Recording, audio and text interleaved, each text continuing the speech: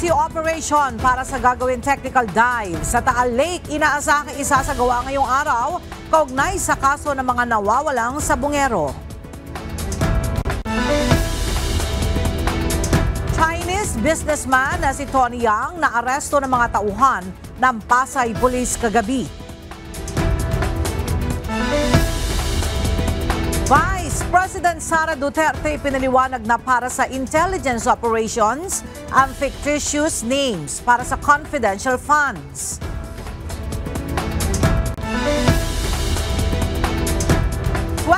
% tariff na ipapataw ng Amerika sa Pilipinas sisimula ng ipatupad simula sa August 1. Pangulong Ferdinand Marcos Jr. nagpaabot ng pakikiramay sa mga biktima ng matinding pagbaha sa Texas, USA.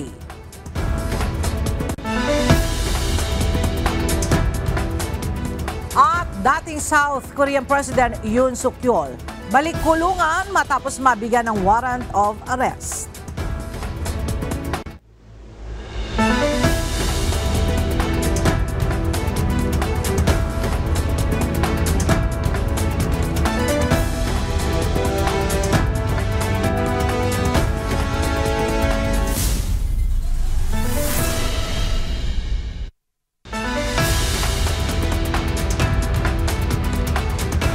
Magandang tanghali mga kasangbahay. Ngayon po ay araw ng Huwebes, July 10, 2025. Tayo po ay sabayang napapakinggan sa Radyo La Verdad 1350 ang UNTV Radio. At una sa mga balita ngayong tanghali. Muling dinipensahan ni Vice President Sara Duterte ang mga akusasyon kaugnay ng umano'y maling paggamit ng kanyang tanggapan sa confidential funds. Hindi na ito idinetalye pa ng pangalawang Pangulo, ngunit kasamaan niya ito sa pinaghahandaang sagutin ng kanyang legal team pagdating ng impeachment trial. Narito ang report ni Jed Neresina. Iginiit ni Vice President Sara Duterte na ang paggamit ng fictitious names sa confidential funds ay para sa intelligence operations. Binigyang diin ni VP Duterte na hindi dapat agad paniwalaan ang lahat ng sinasabi sa House of Representatives, lalo na patungkol sa issue ng umano'y mga peking pangalan. But let me just say this, na I think it is wrong for everyone to pick up as truth or as a fact all the pronouncements of the members of the House of Representatives, particularly with the fictitious names, because there are rules in intelligence operations, and you already heard some of intelligence people who work in intelligence say that aliases are often used in intelligence operations. Ipinaliwanag ng Vice Presidente na may mga sinusunod pagdating sa intelligence operations at karaniwan ng gumagamit ng mga alias o palayaw ang mga nagtatrabaho sa ganitong larangan. Pero tumanggi na si VP Duterte na magbigay pa ng mas detalyadong paliwanag hinggil sa intelligence operations at sinabing ang mga isyong ito ay mas maayos na tatalakayin pagdating ng impeachment trial. It can be very well addressed during trial. So our lawyers are preparing for the trial and collecting pieces of evidence and gathering affidavits from witnesses that they will present during trial. We have an intelligence expert on our side, two actually, who will be our resource persons. Handa rin naman aniya siyang sagutin ang mga issue sa publiko sakaling hindi matuloy ang paglilitis ng impeachment court. Let us wait for the trial, and as I said yesterday, if there is no trial, then I will answer it publicly. But I just want to wait what will happen to the articles of impeachment. Samantala, ikinatuwa at nagpasalamat din ang pangalawang Pangulo sa kanyang mga staff sa Office of the Vice President. Ito'y matapos muling makatanggap ng unmodified opinion mula sa Commission on Audit o COA sa ikatlong sunod na taon ang kanyang tanggapan.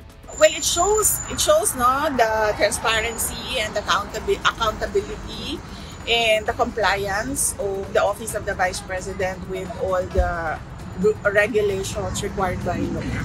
So we are thankful for the hard work. I am thankful for the hard work of Office of the Vice President personnel.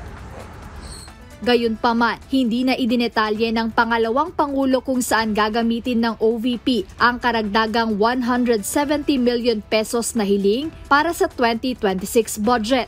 Mas mabuti aniya na ang bagong tagapagsalita ng OVP na si Attorney Ruth Castelo na ang tumalakay nito. Jed Neresina, UNTV News and Rescue. Diyos ang aming sandigan, serbisyo publiko ang aming pinahahalagahan. Nakatakda ang bumiyahe patungo ng South Korea si Vice President Sara Duterte para dumalo sa isang event na inorganisa ng Filipino community doon sa darating na July 27. Ito ay isang araw bago ang mismong araw ng ika-4 na State of the Nation Address ni Pangulong Ferdinand Marcos Jr. Gayunman, ayon kay VP Sara, bibiyahe siya pabalik ng Pilipinas sa July 28 o sa mismong araw ng SONA. Nauna nang sinabi ng Vice Presidente na hindi siya ulit dadalo ng SONA ni PBBM ngayong taon. Nababahala sina Senators Christopher Bongo at Ronald Bato de la Rosa para sa kalusugan ni former President Rodrigo Duterte. Hiling na mga ito ang agarang pagpapauwi sa dating Pangulo sa Pilipinas mula sa The Hague, Netherlands. Narito ang report ni Asher Cadapan Jr. Nagbigay ng pahayag ang mga kilalang kaalyado ni former President Rodrigo Roa Duterte na sina Senators Ronald Bato de la Rosa at Christopher Bongo. Kaugnay ito ng pagbibigay umano ng last will ng dating Pangulo habang ito ay nasa kustodiya ng International Criminal Court o ICC sa The Hague, Netherlands.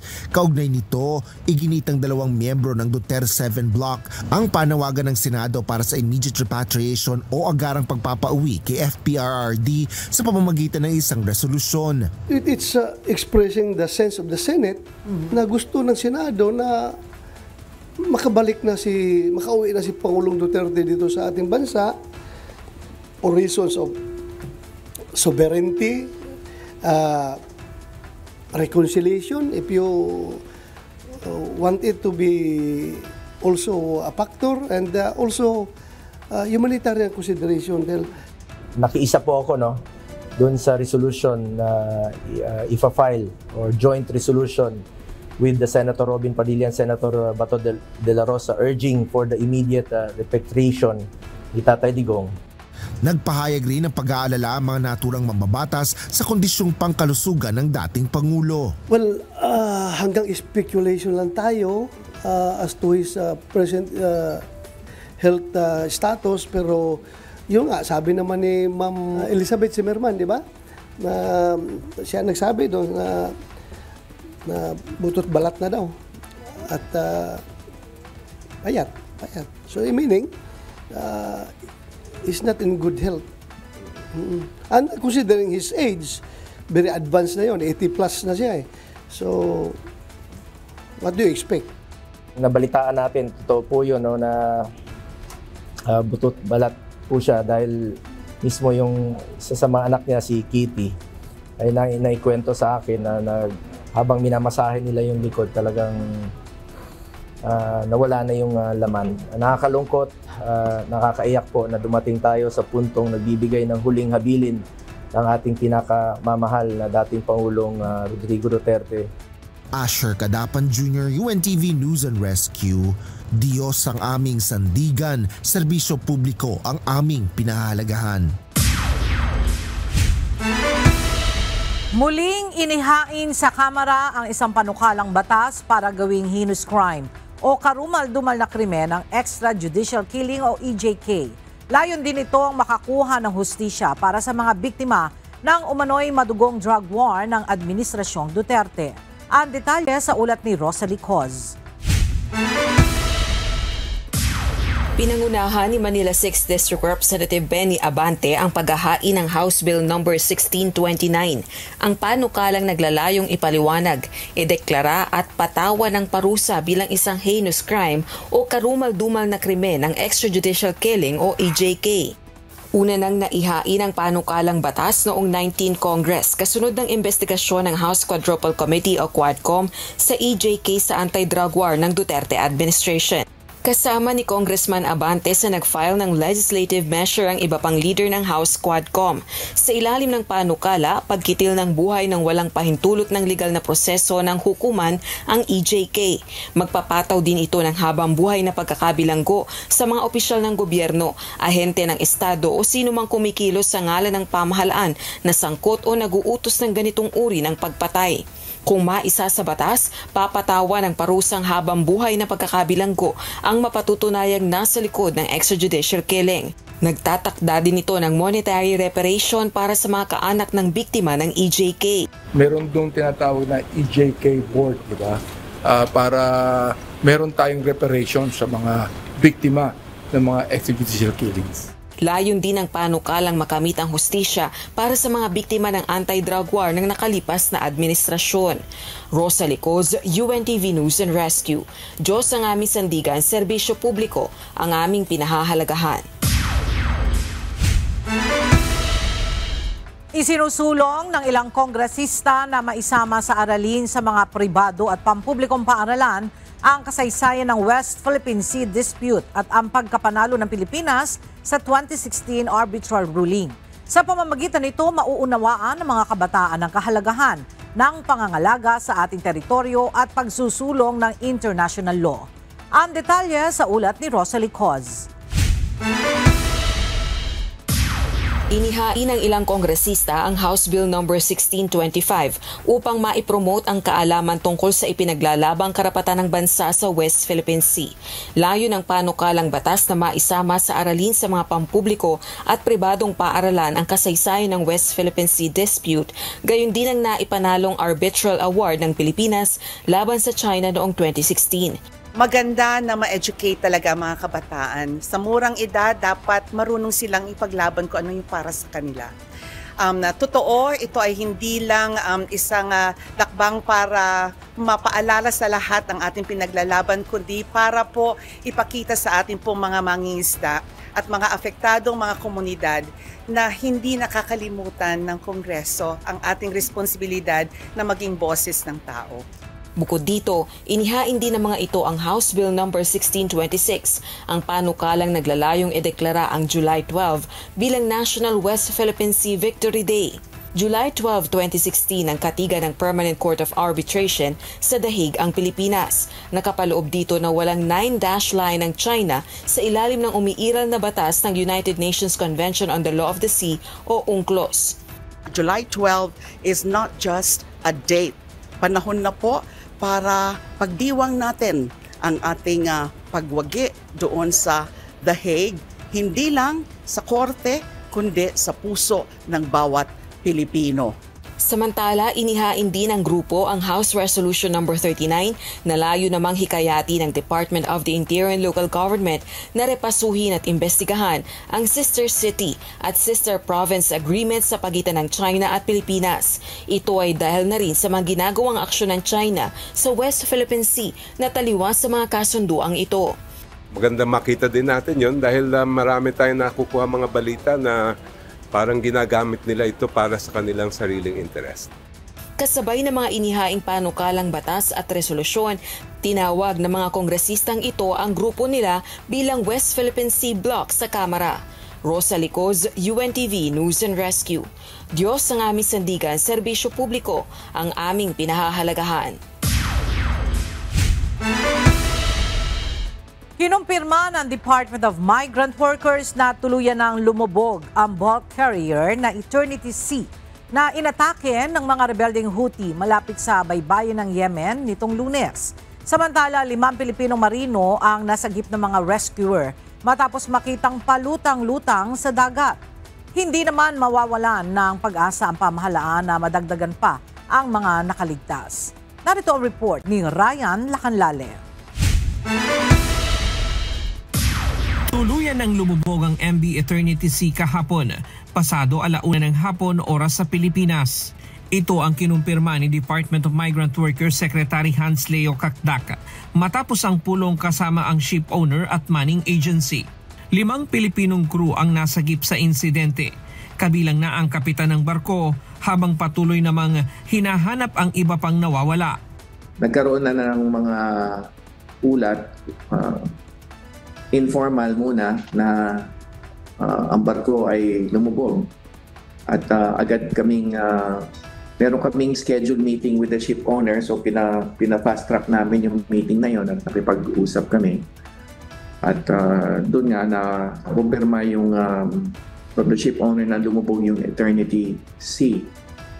At sabay nito, merong 5 tripulante na nasagip, nasa tubig sila. Nakita sila ng rescue team at nasagip sila. Hinahanap pa yung the rest. Kinumpirma naman ng Department of Foreign Affairs na may 2 nasawi sa insidente.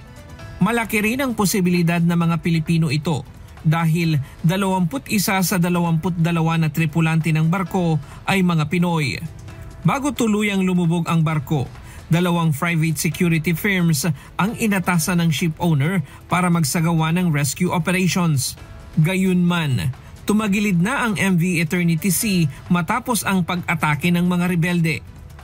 Ayon sa DMW, hindi agad inilabas sa publiko ang insidente dahil inuna munang ipaalam sa mga pamilya ang nangyari. We have relayed this information. We wanted the families to know first, kaya may konting pag-aantay.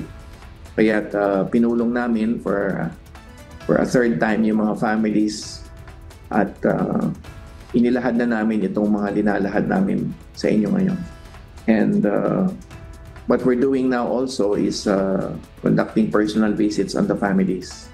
Tiniyak ng DMW na patuloy silang magbibigay ng tulong sa mga pamilya ng mga tripulante at tuloy-tuloy ang koordinasyon sa manning agency at ship owner. Sinabi namin sa kanila na hindi kami bibitaw until makapagbigay kami ng ganap na tulong under the circumstances. So yung action fund will be there.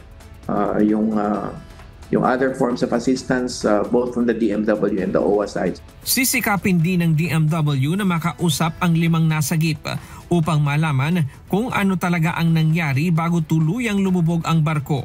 There's an ongoing search operation and we're looking for those who could have gone overboard and they're still of course hoping that they would be alive. Ang insidente ay nangyari nitong Lunes nang atakihin ang bulk carrier Eternity Sea ng mga sea drones at rocket-propelled grenades malapit sa Yemen. Ayon sa mga ulat, nauna nang inatake nitong Linggo ang MV Magic Seas na may sakay na 17 Pilipinong crew. Lahat ng mga ito ay ligtas at nasa Djibouti na. Inihahanda na rin ang kanilang pag-uwi sa Pilipinas. Ryan Lacanlale, UNTV News and Rescue. Diyos ang aming sandigan, serbisyo publiko ang aming pinahahalagahan. Naaresto ng mga tauhan ng Pasay Police ang Chinese businessman na si Tony Yang kagabi. Si Yang ay itinuturing na most wanted person dahil sa kinakaharap na iba't ibang kaso. Mula sa Camp Crame, may report si Lea Ilagan live.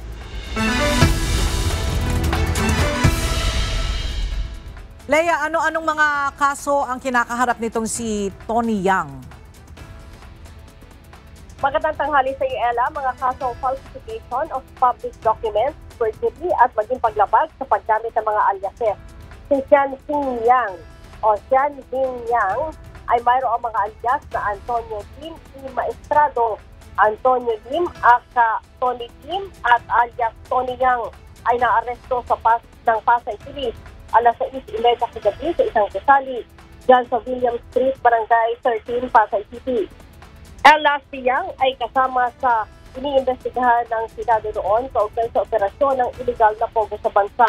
Sa Senado din ito umamin na pineke ang kanyang birth certificate noong dumating ito sa Pilipinas sa edad na 28. Si Yang ay nagmamayari ng iba't ibang negosyo sa Pilipinas. Ella? Alright, maraming salamat, Lea Ilagan. Aabot na sa halos 4,000 mga foreign nationals ang naipadeport, bunsod ng pinaigting na crackdown sa mga illegal na Philippine Offshore Gaming Operators o POGO ayon sa Presidential Anti-Organized Crime Commission o PAOK. Ayon kay PAOK Executive Director Undersecretary Gilbert Cruz, sa pamamagitan ng mga coordinated raids, katuwang ang National Bureau of Investigation, Philippine National Police at Department of Justice, marami ng mga malalaking pogo ang naipasara, kabilang na ang may link kay Alice Guo sa Pampanga at Cebu. Sa ngayon, meron pa anyang nasa 500 mga foreign nationals ang nasa kustodiya ng PAOK. Ang naiiwan na lang po talaga is yung mga guerrilla operations and yung mga small scale pogo operations na naging resulta po ng mga ginawa po nating pan-raid. So ang ginawa talaga nila is nag-form po sila ng mga small group and then doon po sila nag-ooperate ngayon sa mga condominiums, dyan po sa mga gated subdivisions and sometimes doon po yung isang nahuli namin sa Laguna is isang maliit na resort po. Inanunsyo ni Cebu City Vice Mayor Tomas Osmeña na babaguhin ng konseho ang ilang ordinansa at resolusyon na pumabor sa mga Philippine offshore gaming operators sa lungsod. Ayon kay Osmeña, may 7 ordinansa mula 2019 na nagbigay ng Letter of No Objection o LONO para sa operasyon ng mga kumpanyang may Chinese name bilang Sports Betting Entertainment Facility o BPO. Ito ay kasunod ng pagbabawal ni Pangulong Ferdinand Marcos Jr. sa POGO operations noong nakaraang taon matapos maiugnay ang mga ito sa mga krimen. Nilinaw ni Osmeña na re-repasuhin ang mga ordinansa upang maiwasan ang posibleng pagbalik ng POGO-like operation sa lungsod. We must amend 7 pro-POGO Cebu City resolutions that would have paved the entry of POGO in Cebu City. Inaasahang isasagawa ngayong araw ang initial dive operation upang hanapin ang mga nawawala o missing sabongeros. Layunin ng hakbang na ito na i-validate ang impormasyon ukol sa umunoy itinapong labi ng mga sabongero sa Taal Lake base sa isiniwalat ng whistleblower. Mula sa Talisay, Batangas, kumuha tayo ng update kay Dante Amento live.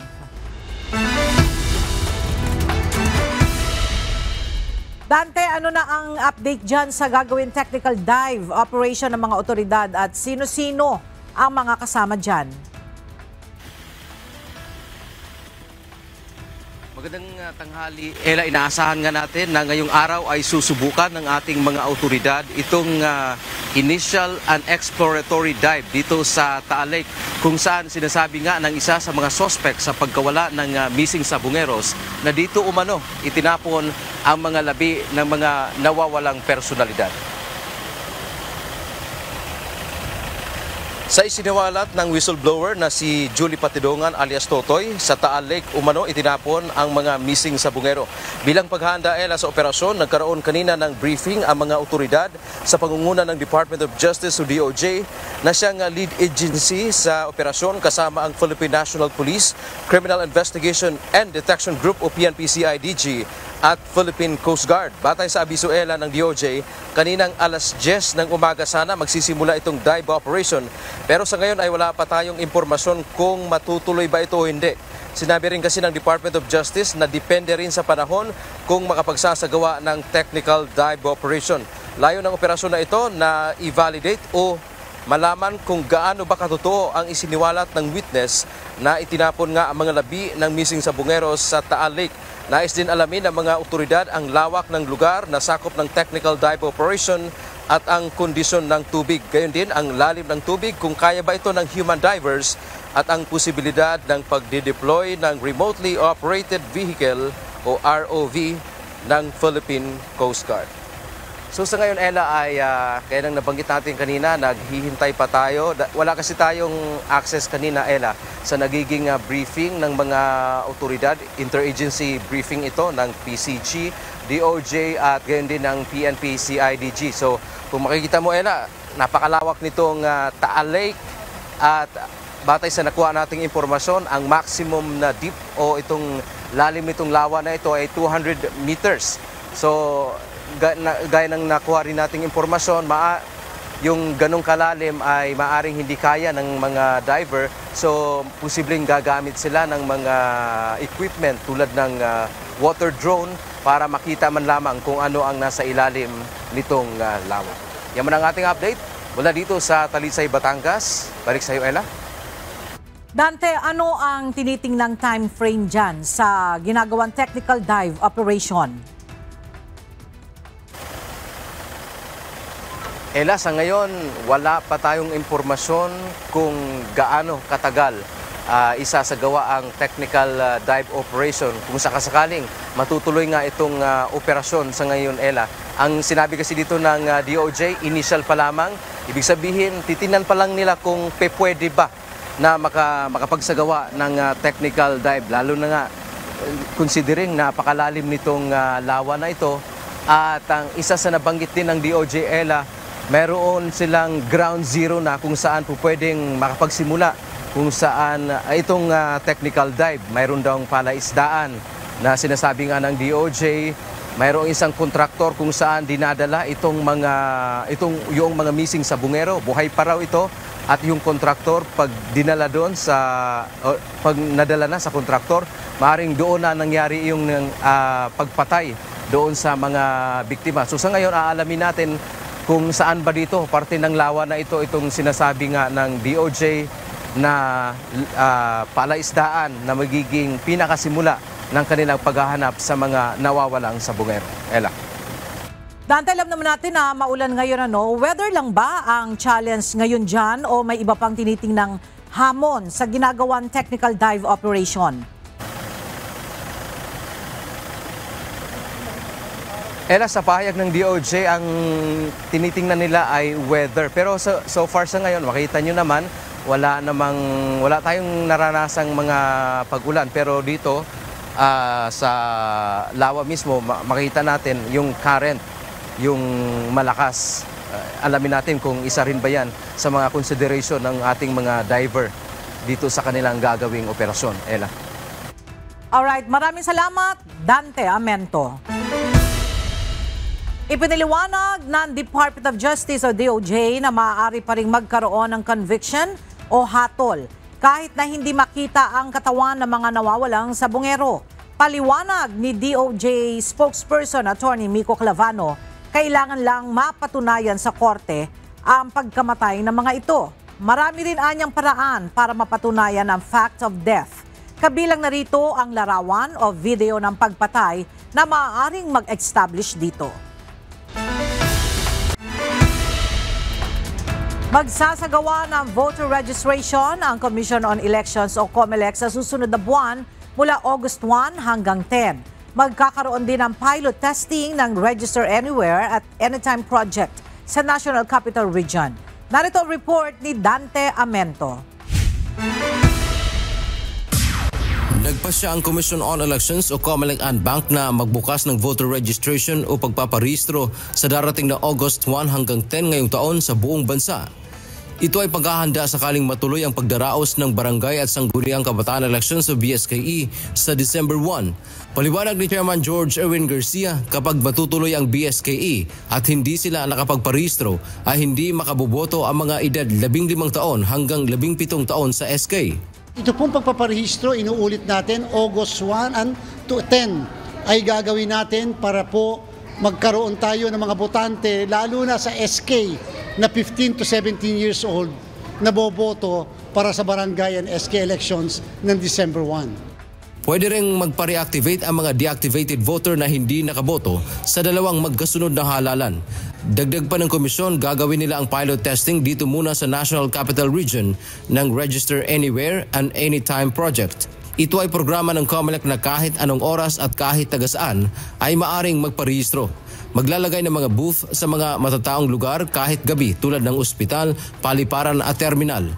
Nasa 1 milyon ang target ng COMELEC na makapagparehistro sa loob ng 10 araw. Magkakaroon tayo ng registration anywhere, anytime sa ilang pili na hospitals, ilang pili na lugar kung saan nandiyan mga call centers, ilang pili na mga bus transport terminal at iba pang mga matataong lugar kahit po sa airport. Nilinaw din ng COMELEC na ang mga magpaparehistro sa Bangsamoro ay hindi makaboboto sa unang parliamentary elections kundi sa BSKE lamang. Kung sino ang rehistrado noong nakaraang 2025 national and local elections ay sila lamang ang makaboboto sa parliamentary polls. Dan Tiamento, UNTV, News and Rescue. Diyos ang aming sandigan, serbisyo publiko ang aming pinahahalagahan. Nakatakdang makipagpulong sa mga susunod na araw si Transportation Secretary Vince Dizon sa mga nangangasiwa ng airport, pantalan at transport terminal upang talakayin ang pangmatagalang solusyon para matigil na ang overcharging na pamasahe sa mga taxi. Narito ang report ni Benedict Samson. Hindi tumitigil ang Department of Transportation sa operasyon laban sa overcharging na paninigil ng mga taxi. Ayon kay Transportation Secretary Vince Dizon, kaya nagkakaroon ng insidente ng paninigil ng sobra ng mga taxi ay dahil sa wala pang maayos na sistema sa mga airport, pantalan at transport terminal sa bansa. Merong lang ganitong mga illegal na operasyon dahil magulo ang sistema sa ating mga airport at sa ating mga bus terminal sa ating mga ports. Kaya naman sa mga susunod na araw, makikipagpulong ang kalihim sa mga nangangasiwa sa paliparan, pantalan at terminal upang talakayin ang pangmatagalang solusyon laban sa overcharging. Dahil magulo, nandyan na yung mga tinatawag nilang solicitor, yung mga paglabas mo ng airport, kailangan nyo ng taxi dito po. Kung may maayos na sistema, hindi na kailangan ng ganun. Walang ganyang klaseng pwedeng mangyari. Nagbabala naman ng kalihim sa mga taxi driver at operator na hindi pa rin tumitigil sa maling gawain. Kaya ngayon, hindi tayo titigil, huhulihin natin lahat yan. At kung ayaw nilang mawalan ng lisensya, tumigil na sila. Pero uulitin ko, kailangan ayusin natin ang sistema sa ating mga airport at sa iba pang mga transport hub para matigil na to once and for all. Benedict Samson, UNTV News and Rescue. Diyos ang aming sandigan, serbisyo publiko ang aming pinahahalagahan. Nangako si Pangulong Ferdinand Marcos Jr. na patuloy na pagtitibayin ang mga serbisyong pangkalusugan para mas mapakinabangan ng mga nakararaming Pilipino. Ayon sa Pangulo, patuloy ang kanyang pakikipagpulong sa Department of Health at Philippine Health Insurance Corporation o PhilHealth upang mas mapalawak pa ang serbisyo ng state health insurer. Target ng gobyerno ang zero out-of-pocket expenses kung saan wala nang babayarang anuman ang mga pasyente sa ospital. Sa kasalukuyang sistema, naglalabas pa rin ng pera ang isang pasyente sa ospital kahit ito ay miyembro ng PhilHealth. Binababaan natin ang payment, ang bayad kasi kahit papano yung pasyente pagka magpapatingin o magpapagaling ay meron pa rin kontribusyon. Dahan-dahan namin babawasan yung kontribusyon ng pasyente. Nagpaabot ng pakikiramay si Pangulong Ferdinand Marcos Jr. sa Estados Unidos, partikular sa mga biktima ng matinding pagbaha sa Texas, USA. Sa isang pahayag, sinabi ni PBBM na nakikiramay siya kay US President Donald Trump at batidaan niya ng Pilipinas sa mga hamon ng muling pagbangon mula sa kalamidad, gayon din ang sakit sa kalooban ng mga pamilyang nawala ng mahal sa buhay dahil sa sakuna. Ayon sa Pangulo, kaisa ng Amerika ang Pilipinas at kasama ring nananalangin sa gitna ng matinding pagsubok na kanilang pinagdaraanan sa ngayon. Simula August 1 ay papatawa na ng Estados Unidos ng 20% tariff ang mga produkto mula Pilipinas bilang bahagi ng bagong round ng trade measures nito. Pinalitan ng bagong rate ang naunang 17% tariff na itinakda noong April 2 na pansamantalang sinuspinde upang bigyan daan ng negosasyon. Ayon kay Trump, matagal nang hindi patas ang ugnayan sa kalakalan ng US at Pilipinas dahil sa umunoy mga tariff at non-tariff barriers ng bansa. Kabilang din sa mga bansang papatawan ng 20% ang Algeria, Brunei, Iraq, Libya, Moldova at Sri Lanka. Inaprobahan na ng Sugar Regulatory Administration ang pag-aangkat ng nasa 424,000 metric tons ng refined sugar. Ito ang kauna-unahang sugar importation na inaprobahan para sa 2024-2025 cropping year. Ayon sa SRA, layo ng pag-aangkat na ito na tiyaking may sapat na supply ng asukal ang bansa at mayroong ding buffer stock. Inaasahan darating ang mga imported na asukal mula July 15 hanggang November 30. Noong June 22, nasa 1.12 million metric tons ang natitirang supply ng asukal sa bansa. Pinaiigting ng Land Transportation Office o LTO at Land Transportation Franchising and Regulatory Board o LTFRB ang anti-sardinas operation laban sa mga overloaded na pampublikong sasakyan. Sa isang panayam, nanawagan ng LTFRB sa mga PUV driver na sundin ang itinakdang maximum capacity upang maiwasan ang multa. Ayon kay LTO Executive Director Greg Pua, inaasahang mas dadami pa ang mga law enforcers sa pangunahing lansangan para ipatupad ang naturang polisiya. Samantala, iginiit ng MOVE as One Coalition na ang kakulangan sa mga PUV at mismong mga polisiya ng LTFRB ang ugat ng problema. Kinondena rin ng grupo ang pagpapataw ng 5,000 pisong multa sa mga lalabag na anilay lalong nagpapahirap sa mga commuter at PUV operators. Patuloy pa rin binabantayan ng Pag-asa ang low-pressure area sa loob ng Philippine Area of Responsibility. Base sa latest weather advisory ng Pag-asa, nananatiling maliit ang tsansa na maging isang ganap na bagyo ang nasabing LPA sa loob ng susunod na 24 na oras. Samantala, 2 pang LPA sa labas ng PAR ang patuloy ding minomonitor sa ngayon. Isa sa mga ito ay mayroong anilang medium chance na maging tropical depression. Habang ang isa namang LPA na bahagi pa ng huminang bagyo noong nakaraan ay wala ng tsansa pa na mabuo bilang bagyo. Sa ngayon ay asahan na magiging maulan pa rin sa ilang bahagi ng bansa, bunsod ng habagat o southwest monsoon.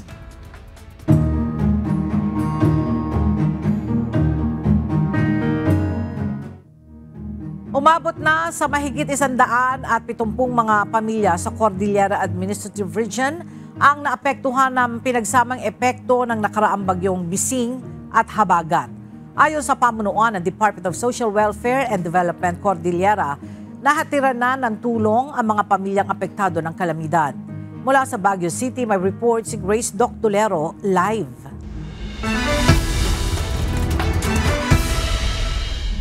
Grace, ano na ang kalagayan nitong mga kababayan natin na apektado nitong kalamidad? At meron pa rin bang mga nasa evacuation center? Yes, Ella, magandang tanghali. Sa ngayon ay nananatili pa rin sa kanilang mga kamag-anak yung ating mga naapektuhan nitong nakaraang bagyo at itong habagat. At sa ngayon nga ay nananatili sila sa kanilang mga kaanak dito sa La Trinidad at sa Baguio.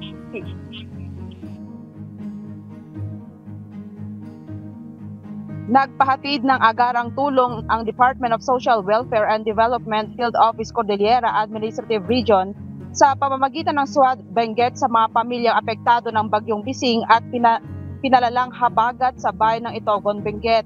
Noong July 8, naghatid ang DSWD ng 100 at 10 family food packs, 100 bottled water, 52 hygiene kits, 5 kitchen kits at 5 family kits sa mga residente ng Camp 11 sa Barangay Akupan, Virac.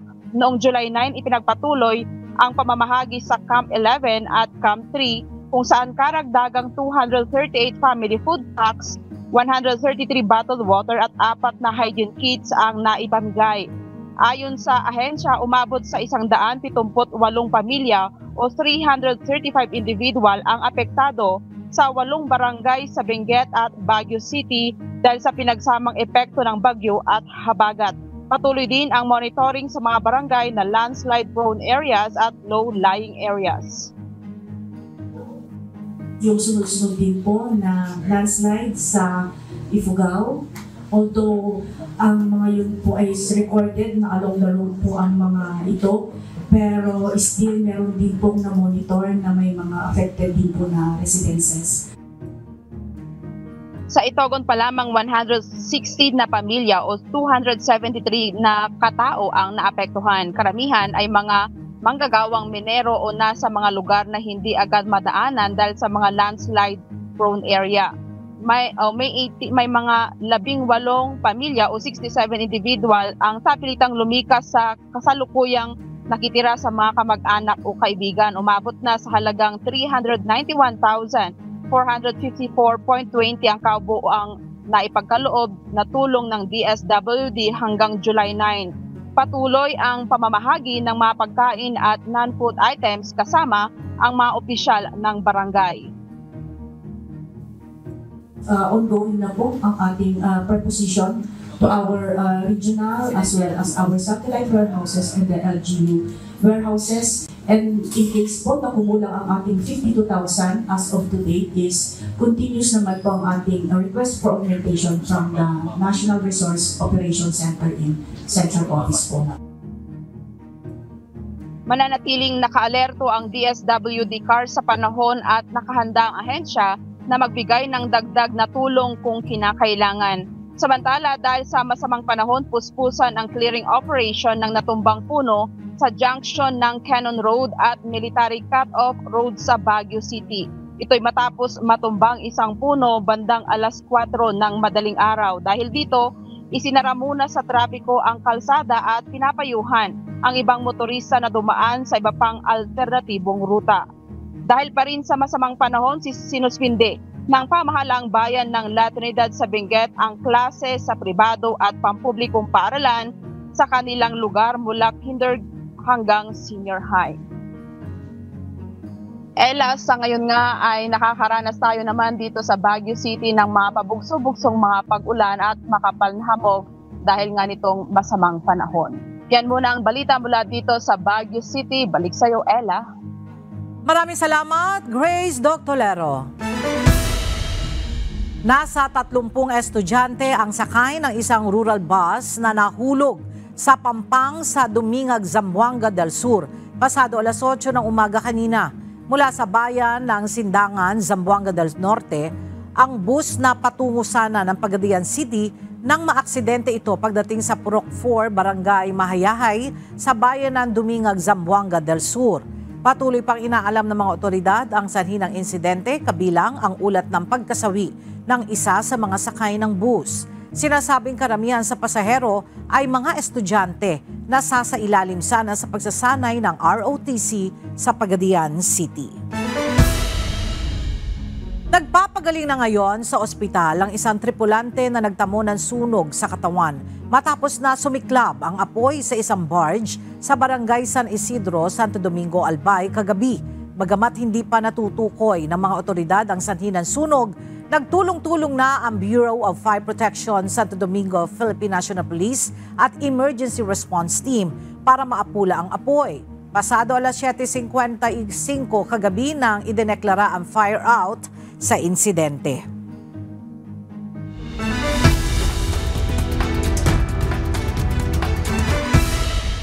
Tinulungan ng UNTV News ang rescue team na madala sa ospital ang isang lola sa Cavite na inabutang nanghihina sa gilid ng kalsada.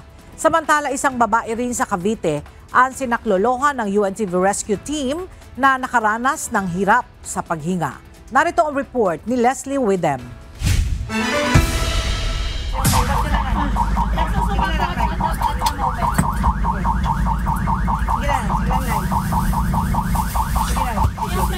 Ito yung kinain niya, no? Kinain niya to? Tumugon sa tawag ng City Disaster Risk Reduction and Management Office Baguio ang UNTV News and Rescue Team upang dalhin sa ospital ang isang lola nitong Miyerkules, July 8. Kasama ng lola ang kanyang apo nang biglang makaramdam ng hilo at pagsusuka. Nadatna ng grupo ang pasyenteng hinang-hina na nakatayo sa gilid ng kalsada. Ayon sa apo niyang si Michelle, nakapag-chat pa ang kanyang lola at sinabihan siyang bilisan na ang pag-uwi dahil iba na ang pakiramdam ng kanyang lola.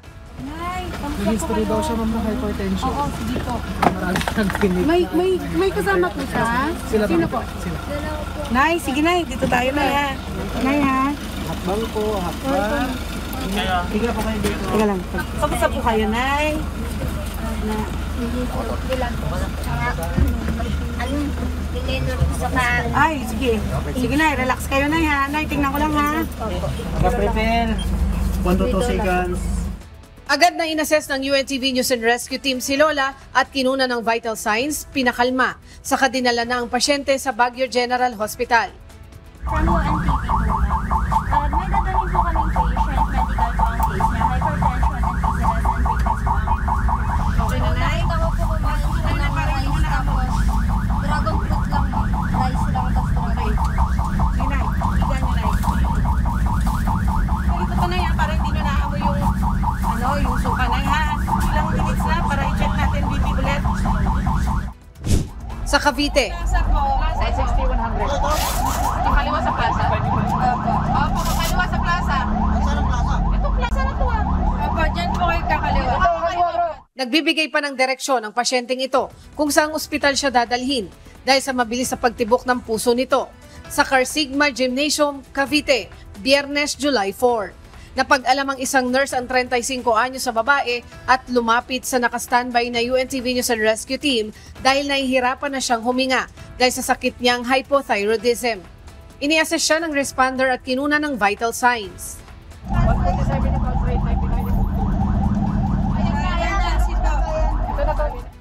Ayon pa sa kanya, nakararanas siya ng mabilis na palpitation dahil sa kanyang hypothyroid condition, maaaring mauwi sa cardiac arrest.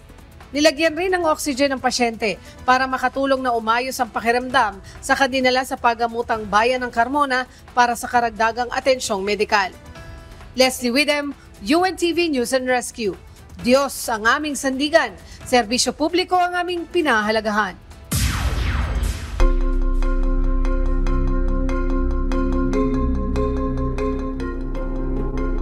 Muling inaresto si dating South Korean President Yoon Suk Yeol matapos aprubahan ng Seoul Central District Court ang panibagong arrest warrant laban sa kanya dahil sa bigong pagdeklara ng martial law noong Disyembre na nagdulot ng political crisis sa bansa. Kinatigan ng korte ang hiling ng special prosecutors dahil sa posibilidad na sirain ng dating Pangulo ang mga ebidensya sa mga kinakaharap nitong kaso na insurrection, abuse of power at obstruction of official duties na may parusang habang buhay na pagkabilanggo o kamatayan. Noong Marso, pinalaya si Yoon matapos ang 52 araw sa bilangguan ng baligtari ng korte ang naunang arrest warrant noong Enero. Si Yoon ay na-impeach noong Abril at inakusahan ding nag-utos ng pagpapalipad ng military drone sa North Korea upang magdulot ng tensyon bilang dahilan sa kanyang martial law declaration. Pumayag ang Hamas na palayain ang 10 nitong bihag bilang bahagi ng nagpapatuloy na negosasyon para sa ceasefire sa Gaza. Ayon sa grupo, nananatiling mahirap ang negosasyon dahil hindi mapagkasunduan ng dalawang panig ang ilang kondisyon. Kabilang sa mga isyong tinatalakay ay ang pagpasok ng ayuda, pag-atras ng tropang Israeli mula Gaza at pagbibigay ng garantiya para sa permanenteng tigil putukan. Sa kabila nito, kumpiyansa si Israeli Prime Minister Benjamin Netanyahu na malapit nang matapos ang negosasyon at may magandang tsansa na magtagumpay ito. Nagbabala si US President Donald Trump sa Brazil na papatawan ito ng 50% tariffs simula August 1 dahil sa manoy injustice at witch hunt laban kay dating Brazilian President Jair Bolsonaro kaugnay ng kaso nitong tangkang coup noong 2022 elections. Giit ni Trump, kilala at nirerespeto niya si Bolsonaro at isang international disgrace ang kasong kinakaharap nito. Ito ang unang beses na nagbanta si Trump ng tariff, hindi dahil sa trade issues, kundi sa political grounds. Samantala, tinuligsan ni Brazilian President Lula da Silva ang banta ni Trump at sinabing hindi dapat pinagbabantaan ng US ang mga soberanong bansa gamit ang social media. At sa ating iiwang mga salita ng Diyos na ating sandigan mula sa aklat ng Mateo, Kapitulo 5, versikulo 42, na nagsasabi, bigyan mo ang sayo'y humihingi, at huwag mong talikdan ang sayo'y nangungutang.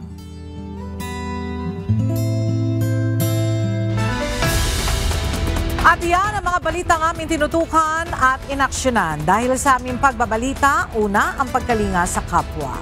UNTV News, may balita saan man panig ng daigdig. At dito sa UNTV, Diyos ang aming sandigan, serbisyo publiko ang aming pinahalagahan. Magandang tanghali at salamat sa Diyos.